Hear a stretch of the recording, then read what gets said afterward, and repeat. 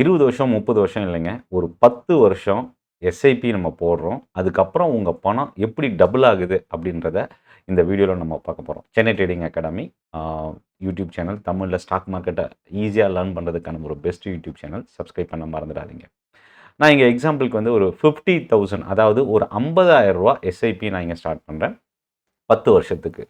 So நெறைய பேருக்கு என்னன்னா 15 வருஷம், 20 வருஷம், 30 வருஷம் இவ்வளோ வருஷத்துக்கும் நான் மாசம் மாசம் கட்டிட்டு இருக்கணும். இது எனக்கு ஒரு பர்டனா இருக்கு அப்படின்னு நெறைய பேர் திங்க் பண்றாங்க. பட் ஆனா ஒரு 10 வருஷம் மட்டுமே நீங்க எஸ்ஐபிய ஆ ஆ மாசம் மாசம் நீங்க யூஸ் பண்ணிக்கலாம். அதுக்கப்புறம் அந்த பணத்த வித்ட்ரா பண்ணாம அப்படியே நீங்க மெயின்டெயின் பண்ணாவே அது எப்படி குரோ ஆகுது அப்படின்றத இந்த எக்ஸாம்பிள் மூலியமா பார்க்கலாம். இதில இன்னொரு அட்வான்டேஜ் என்னன்னா, நீங்க 20 வருஷம் 10,000 20,000 கட்டுறத விட 10 வருஷத்துக்கு உங்களோட எஸ்ஐபி அமௌண்ட்ட கொஞ்சம் இன்கிரீஸ் பண்ணி நீங்க கட்டுங்க. அதனால தான் நான் இந்த வீடியோல 50,000 எஸ்ஐபி அப்படின்ற கான்செப்ட் நான் எக்ஸாம்பிளுக்காக எடுத்திருக்கேன். ரூ. 50,000 10 வருஷத்துக்கு 12% சிஏஜிஆர் இதுதான் எக்ஸாம்பிள். இப்போ இந்த பணம் ஒரு வருஷத்துல எவ்வளோ இருக்கும்? 50,000 நான் மாசம் பே பண்றேன் எஸ்ஐபின்னா, ஒரு வருஷத்துல ரூ. 6,00,000 நான் பே பண்ணுவேன். அப்ப இந்த 10 வருஷத்துல ரூ. 60,00,000 நான் வந்து பே பண்ணியிருப்பேன். இப்ப இந்த 10 வருஷம் முடிஞ்சதுக்கப்புறம் 12% சிஏஜிஆர்ல கிட்டத்தட்ட 1,15,00,000லேருந்து 1,25,00,000 அ என்னோட கார்பஸ் வந்து அப்ரிஷியேட் ஆயிருக்கும். 12% சிஏஜிஆர்ல. இப்போ இதுக்கப்புறம் நான் எஸ்ஐபி பே பண்ணல. அப்படியே என்னோட இன்வெஸ்ட்மெண்ட்ட அங்கேயே மெயின்டெயின் பண்ணிக்கிறேன். அந்த கார்பஸ. அப்ப அடுத்த 6 வருஷம் அதாவது 16வது வருஷம் என்ன ஆகும் அப்படின்னா, இந்த பணம் அப்படியே கிட்டத்தட்ட டபுளா மாறும். ரூ. 2.4 கோடி.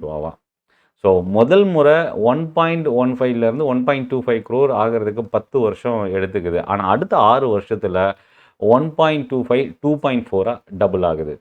இப்போ 22வது வருஷம் அதாவது செகண்ட் 6த் இயர்ல இந்த ரூ. 2.4 கோடி ரூ. 4.8 கோடி இன்கிரீஸ் ஆயிருக்கும்.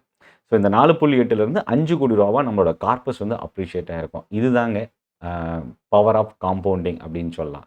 ஸோ அப்ரிசியேஷன் வந்து இனிஷியல் ஸ்டேஜில் நார்மலாக எஸ்ஐபி வந்து ஒரு 1 இயர் பே பண்ணுவாங்க, அப்புறம் விட்டுருவாங்க. அப்புறம் ஒரு சிலர் 3 இயர்ஸ் பே பண்ணுவாங்க, அப்புறம் விட்டுருவாங்க. நார்மலாக இந்த பவர் ஆஃப் காம்பவுண்டிங் எப்போ ஸ்டார்ட் ஆகும், அப்ரிசியேஷன் வந்து ரொம்ப குயிக்காக எப்போ அந்த அக்ரெசிவாக ரைஸ் ஆகும் அப்படின்னா 6வது வருஷம் 7வது வருஷத்துக்கு அப்புறம் தான் உங்களோட எஸ்ஐபியே வேலை செய்ய ஆரம்பிக்கும். இந்த காம்பவுண்டிங் இன்ட்ரெஸ்ட்ல. ஸோ அப்போ அதுக்குள்ளேயே நிறைய பேர் நம்ம வெளியில் எடுத்துடுறோம்.